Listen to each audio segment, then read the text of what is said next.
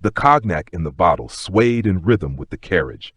Outside the window, darkening fields floated by in the twilight. A dull yellow bulb above the headboard cast a small circle of light. Cozy up close. Two accidental fellow travelers. The older man splashed another portion into plastic cups and winced when, from the neighboring compartment, came a muffled cry, "Mom, tell him!" followed by the sound of a scuffle and a breaking adolescent voice. "She's the one bothering me." The second passenger, a man in his 30s, drank the cognac, chased it with a pickle, and said, "Oleg, you really saved me when you offered me a berth in your compartment. My head's about to explode from that chaos. Baby screaming, girl and boy fighting, blasting TikToks at full volume." Oleg picked up a crooked slice of tomato. "That's why I always book the whole compartment. I hate kids." Igor gave a crooked smile. "Yeah, I noticed you're not fond of them. Divorced?" "Widower. My wife died a year ago." The younger man stared awkwardly into the darkness outside the window. False words of comfort were never his thing. Silence fell, uncomfortable, broken only when Oleg spoke. "Good thing you didn't say 'I'm so sorry' or 'my condolences.' Half the night people keep telling me how hard it must be for me. But if you're not sleepy, I can tell you how my wife died and why I hate kids. It's an interesting story if you want." Igor shrugged and nodded. In the end, if the story turned out to be some domestic melodrama about dying in childbirth, he could always yawn and excuse himself to bed. "You know," Oleg began, "I always treated marriage like a duty. It's what people do. Get married, have kids, take out loans and mortgages. So when I turned 40, I figured it was time. And then Vera came along. She was something out of this world. Honestly, at first she annoyed me. She'd see a dead kitten on the street and cry for 2 hours. She felt sorry for everyone, had to help everyone, never asked debts to be repaid. People took advantage of her kindness constantly. She never reminded anyone, just gave and gave. She was blessed, I guess. Even her profession fit. She was a school teacher, loved children, went to work like it was a holiday. Kids could draw obscene stuff on the board, and she'd bury herself in pedagogy books, thinking of how to bring beauty and kindness into their lives. She believed even the roughest thug could be turned into a model citizen if given enough attention. To me, she was like glass, transparent, no hidden side. I thought at first it was an act, but no, she really was like one of those pure Turgenev heroines. Anyway, we got married. She transferred to another school, closer to home. A prestigious gymnasium, officially free, but in reality only rich kids studied there.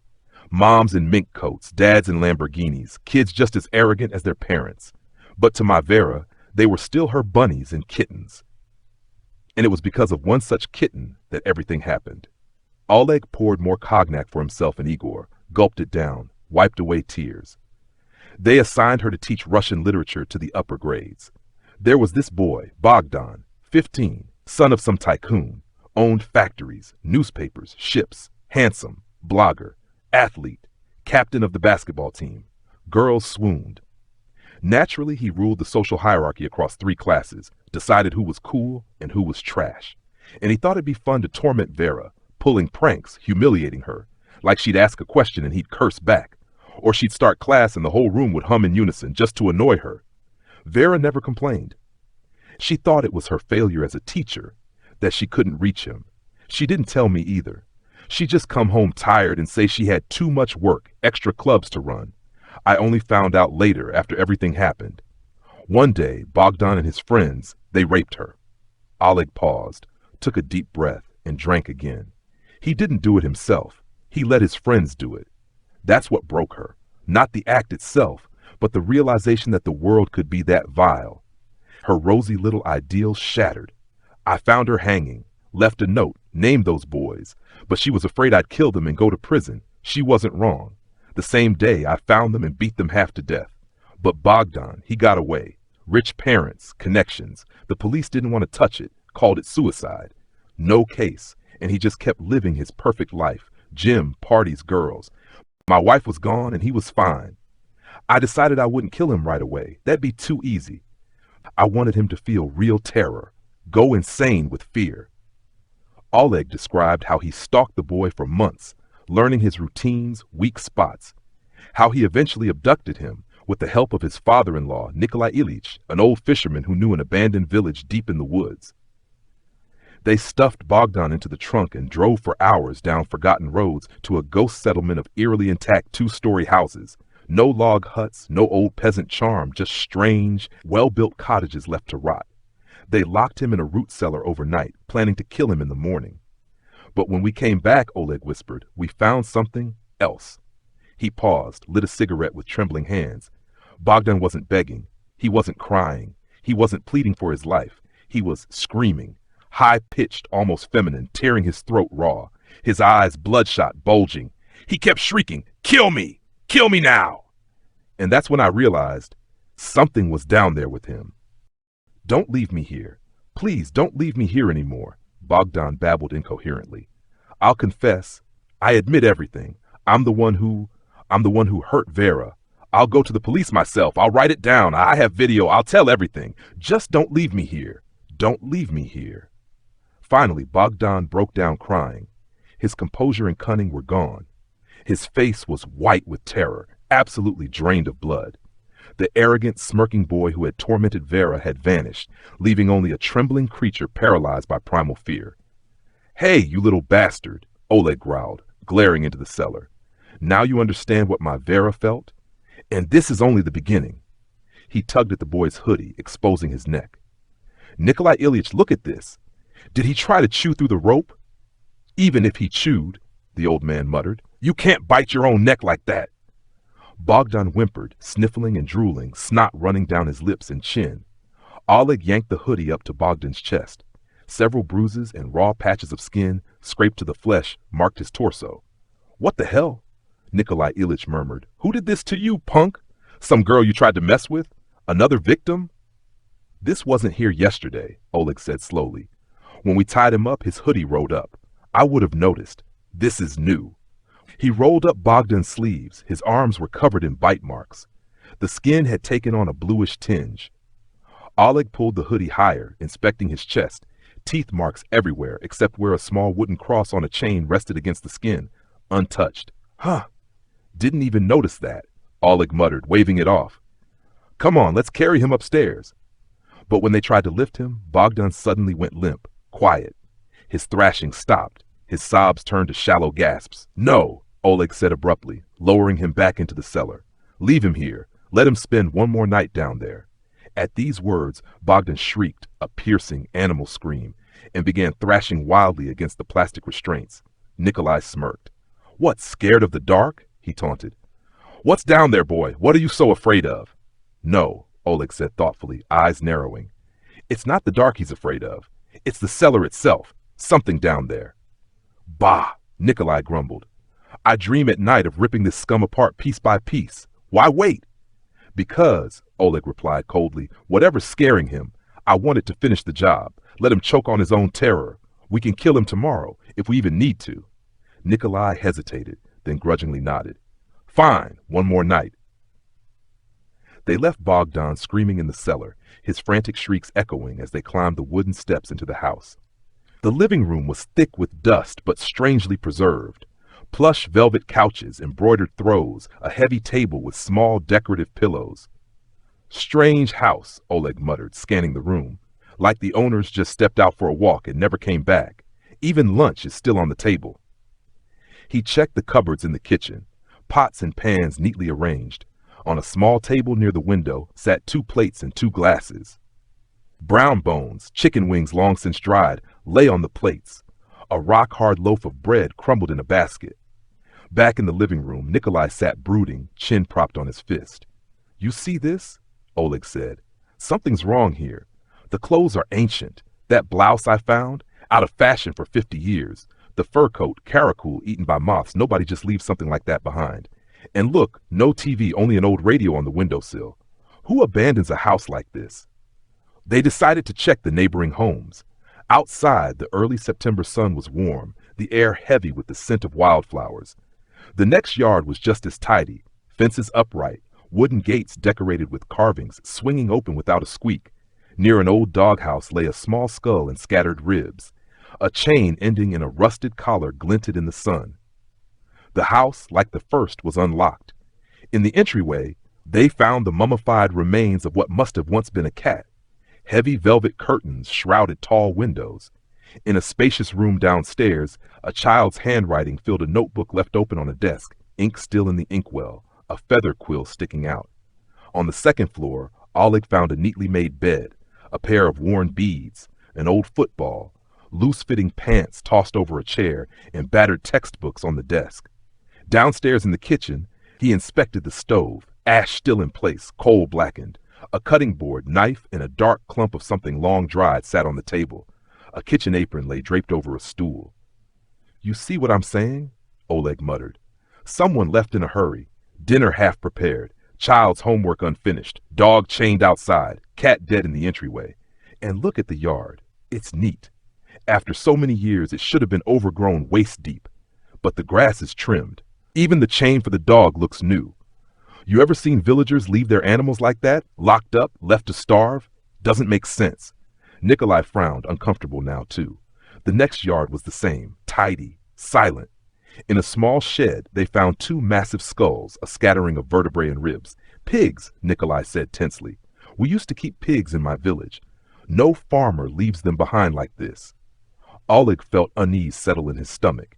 He stepped into the next house. Inside, the same eerie normalcy. Framed family photos, happy round-faced women, men in uniforms with medals, smiling children, and yet no sign of life. He stood light-hearted, smiling into the camera, one hand resting casually on a chair. In another photo, a family with a little girl in a bow sat stiffly, clearly waiting for the photographer's signal. Oleg pulled open a drawer of the massive writing desk, its top covered in faded green cloth. Locked. He glanced around, spotted a ball of thread with a knitting needle stuck into it, yanked the needle out, and jammed it into the keyhole. The lock wouldn't budge. With a grunt, Oleg wrenched the drawer hard enough to break it open. Inside were letters, a thick bundle. He grabbed the stack and opened the first envelope. 195. The year was smudged. Open quote.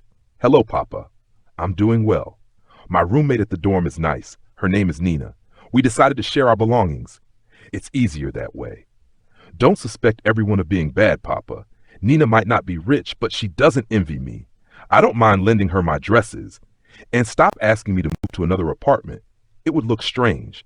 People already give me side eyes, wondering where a girl from a tiny village got such clothes.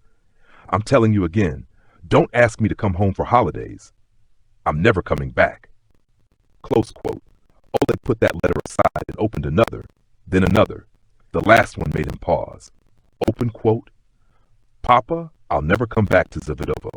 What you all did will stay on your conscience alone. I was too young to understand what was happening. And if you think you can blackmail me with those photographs, forget it. That's your last card, isn't it? If you sent me that filth, I thought I'd left all of you and your crystal smiles behind forever. But you're dragging me back. I hate Zavidovo. I hate you all." Close quote. Oleg unfolded a photograph tucked inside. It showed a group of people standing around a coffin holding a girl of about 10, dressed in white lace. The coffin rested on a large stone in the middle of a clearing. Behind them, a sturdy wooden fence was visible. Oddly, everyone in the photo was smiling, cheerful as if at a festival. A funeral wreath, instead of lying on her forehead, was placed across the girl's mouth and chin. Finally, Oleg found one last letter, stamped but never sent. Open quote. "Klava, my daughter. I don't know if I'll be alive when this reaches you. Just know that I love you very much. I don't know what will become of us. I want to ask your forgiveness. What we did should not ruin your life. Please, do not come back here. If your mother and I stop answering your letters, still, do not come. Something terrible is happening in this village. Everyone is terrified, and that cursed stone, I fear, will never escape." Close quote. Nikolai Ilyich, glancing at the photograph, frowned and crossed himself.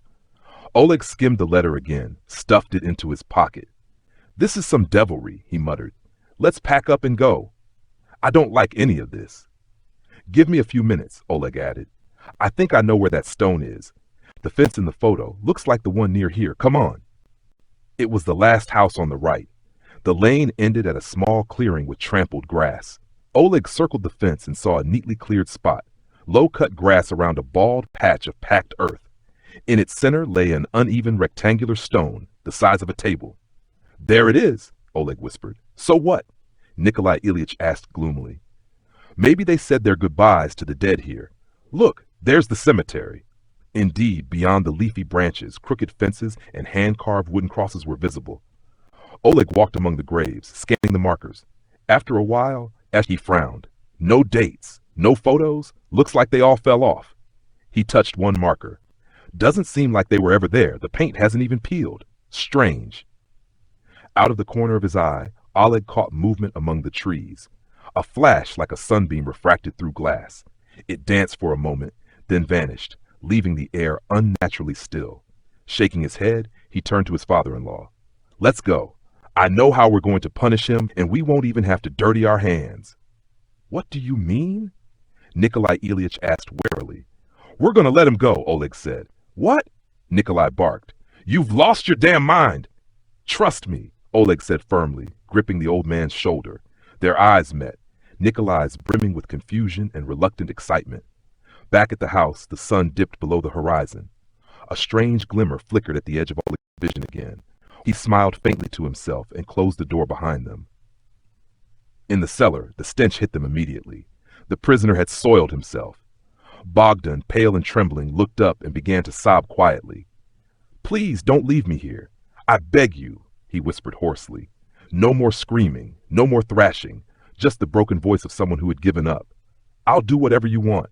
A confession? I'll sign anything. I'll give you the video. It's got dirt on everyone who raped Vera Nikolaevna.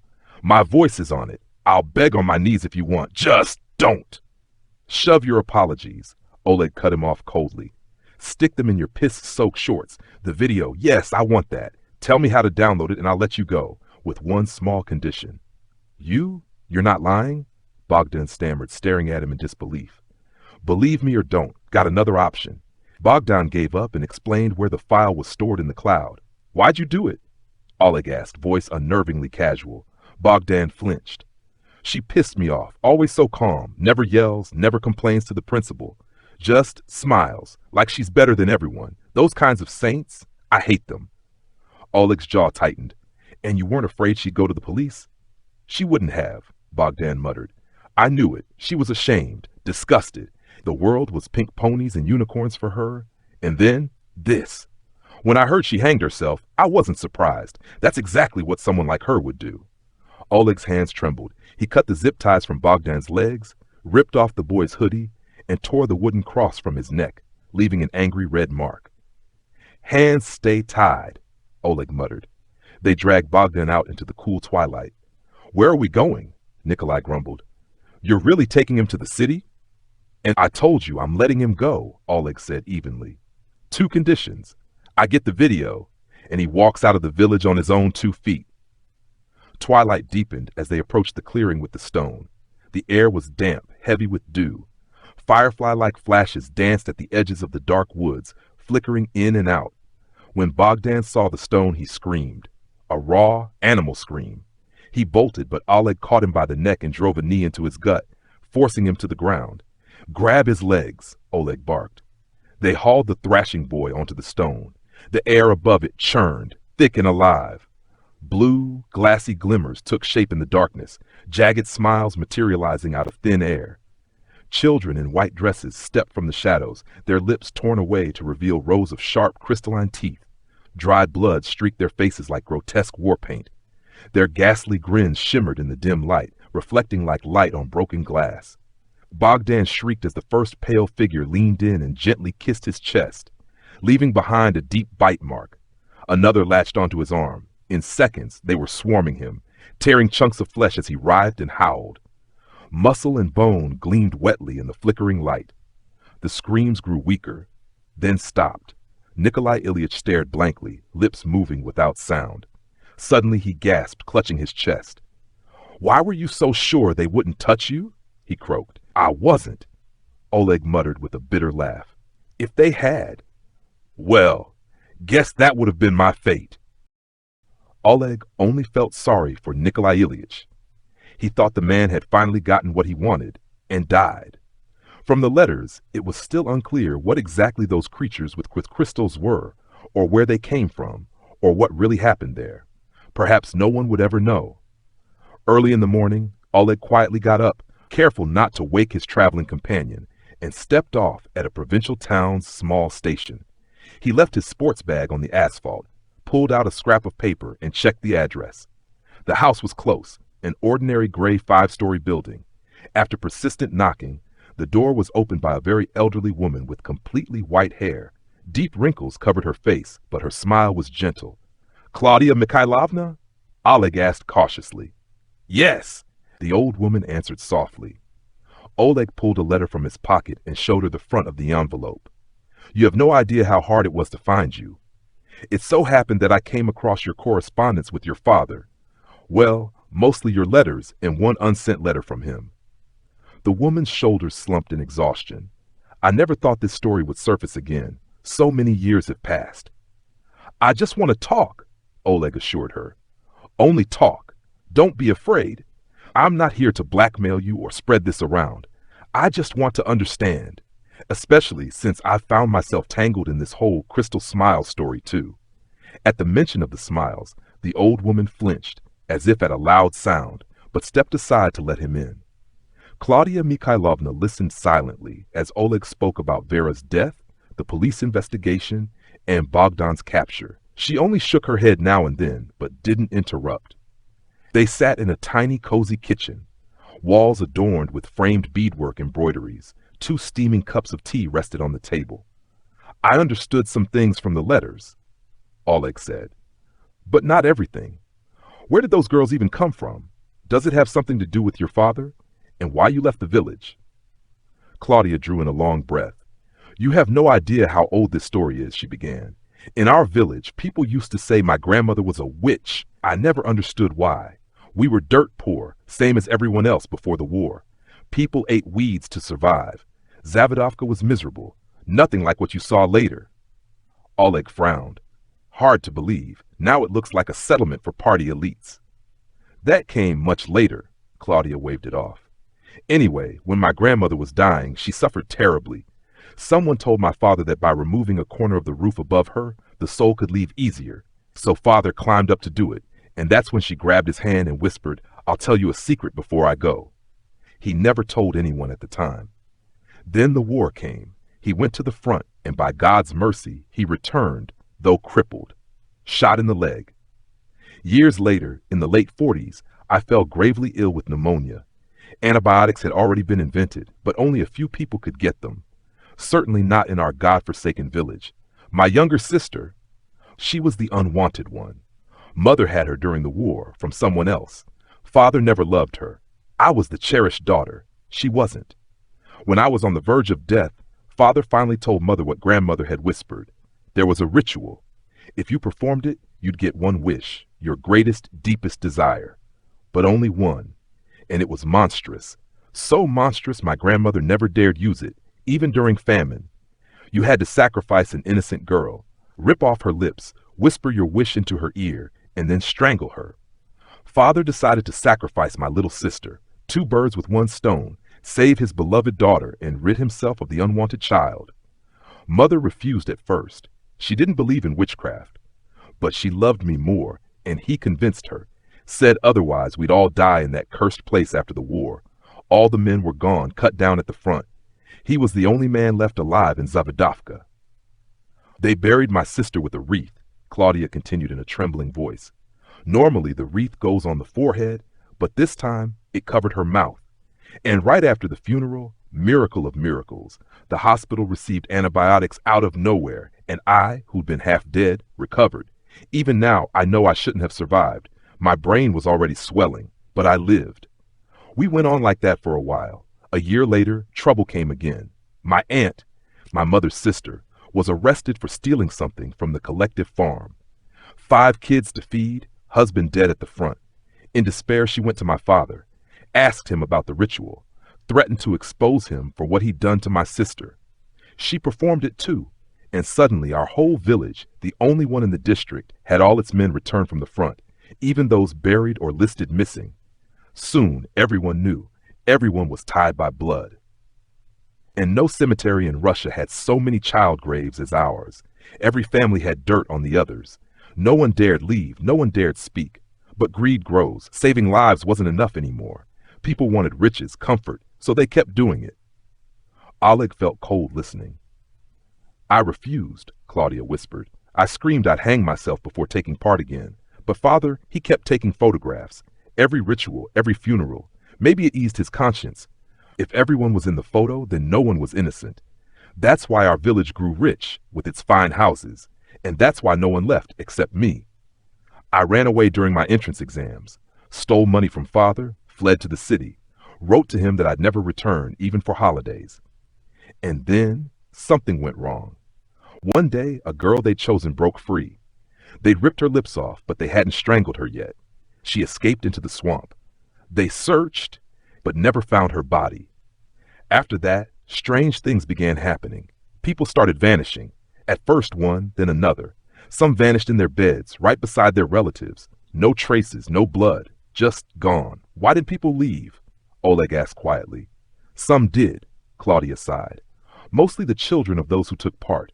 The village let them go, maybe because they weren't guilty themselves. But the rest, they stayed. Because Zavadovka held them. Because there, you could have any wish you wanted. That was the curse. Her voice cracked. I've carried this my whole life, and soon I'll face God. What will he say to me? That I bought my life with my sister's blood? You never went back? Oleg asked. Never. When father's letters stopped coming, I knew he was gone. I would never set foot there again. Oleg glanced at the unsent letter lying at the edge of the table. This letter, he said softly. Your father wrote it to you? Yes, Claudia whispered. She reached for it, then drew back her hand. I don't want to read it. I've tried to forget for so long. Maybe reading it will bring you peace, Oleg suggested. If not, burn it. As he rose to leave, Claudia caught his hand. Tell me, Oleg, did you feel better after you avenged her? Oleg opened his mouth, but tears choked him. He only shook his head vaguely, took a deep breath to steady himself, and walked quickly to the door. Outside, by a thin wooden fence, he lit a cigarette, inhaling greedily. Out of the corner of his eye, he saw a flash, glassy, fleeting. Startled, he turned his head. It was only a sunbeam, reflected from an open window. Oleg dropped the cigarette and hurried back toward the station.